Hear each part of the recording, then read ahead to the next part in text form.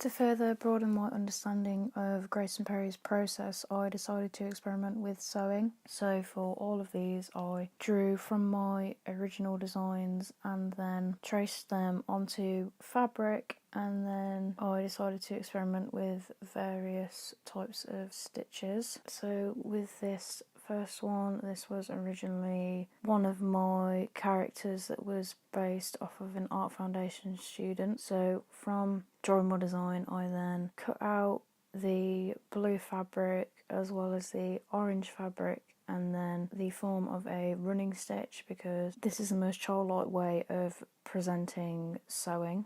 because this is often perceived as a very basic stitch. So I decided to represent my theme of childhood upbringing by choosing a more basic type of stitch first. And then with this first penis design, I decided to use my original design inspired by Grayson Perry's Claire's coming out dress, and then I decided to do backstitch, which again is quite a basic type of stitch, but then I decided to sew it quite carefree. So for example, all of the lengths are uneven, and then there's some stitches that are not as taut as the others. And I feel that this piece specifically relates to Elizabeth Murray's work because she presents her work in a very abstract way, and I feel that because of how the stitches vary in length, I feel that the form of the penis itself is somewhat distorted, and so it relates to Murray's work in that respect. And then I also feel that it relates to Becky Sloan's and Joseph Pelling's Don't Hug Me, I'm Scared, in the sense that they, as the film progresses, they warp and distort the forms of their characters, which is similar to what has occurred with this specific piece of mine. Upon reflection of my work based on Grayson Perry's childlike way of drawing, I had observed that there wasn't much of a presentation of femininity that I had explored.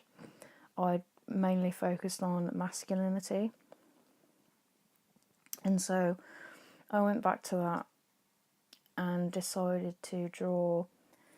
breasts, because I feel that they are really feminine because of how curvaceous they are, and the fact that they allow a mother and her child to bond through breastfeeding. And I also felt that whilst I was researching into the upbringings of serial killers, I'd also observed that the attachment that the serial killer had to their mother was very integral to their emotional satisfaction. And so I feel that femininity and motherhood was definitely something that I needed to further represent. And I feel that I did this successfully by adding in subtle elements of pink to define the areolas on the breast, and then further outlined the nipples in black just to distinguish the areolas from the actual nipple itself. And then also, upon reflection, I actually noticed that during my research there is a very conflicting factor with how a psychopath is made. So, for example, that a lot of researchers have theorised that the way in which a child grows up is either down to nature or nurture. And by this they mean that nature is either their genes or hereditary factors, so for example like their physical appearance or characteristics that they personally have, whereas nurture is environmental factors, so for example childhood experiences, how they interact with people, culture, that sort of thing. So I felt that the two separate breasts represented nature and nurture, which I felt was quite a successful way in terms of presenting this theory. And then finally, I decided to further develop my personally favourite character that was inspired by Grayson Perry's childlike way of drawing. And I decided to further develop it by mainly backstitching a lot of it, but then there is also the beard, which is very scattered, and then the highlight points of the face, i.e. the red part on the forehead and the red part on the nose, which was continuously overlapped to create one solid colour. And I definitely feel that this character is somehow brought more to life when presented in a sewn form rather than just a two-dimensional form drawn in pencil. And I feel that it's because the subtle details of colour that I've incorporated, for example, the silver earrings and the eyebrow piercing, as well as the red highlight point on the forehead and the red highlight point on the nose, those just add subtle points of interest for the viewer to observe. And I also just feel that it,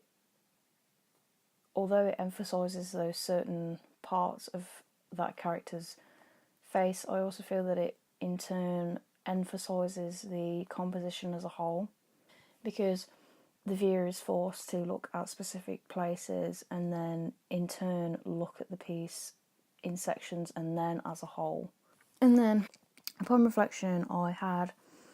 observed that my presentation of masculinity and femininity by sewing a penis and breasts was not quite as bold and as gaudy as I wanted it to be, so I decided to photocopy those drawings and then paint them with a primary colour palette to relate to Becky Sloan's and Joseph Pelling's Don't Hug Me, I'm Scared, as they often incorporate primary colours within their film. I also feel that the choice of primary colours also helps reflect my concept of how childhood upbringing ultimately shapes who we are as adults. And so because such a complex and adult thing as sexuality, both masculinity and femininity, is represented in a childlike way of drawing and then also a primary colour palette, I feel that it makes it somewhat disturbing and warped, because ultimately the presentation of sexuality is somewhat explicit in the way that I've drawn them, but then it's contrasted with childlike presentation, which is innocence, which is in turn almost the opposite of sexuality. And then I also feel that by choosing a primary colour palette, it also helps to further show the fact that a lot of the serial killers I've researched, as well as their victims, were introduced to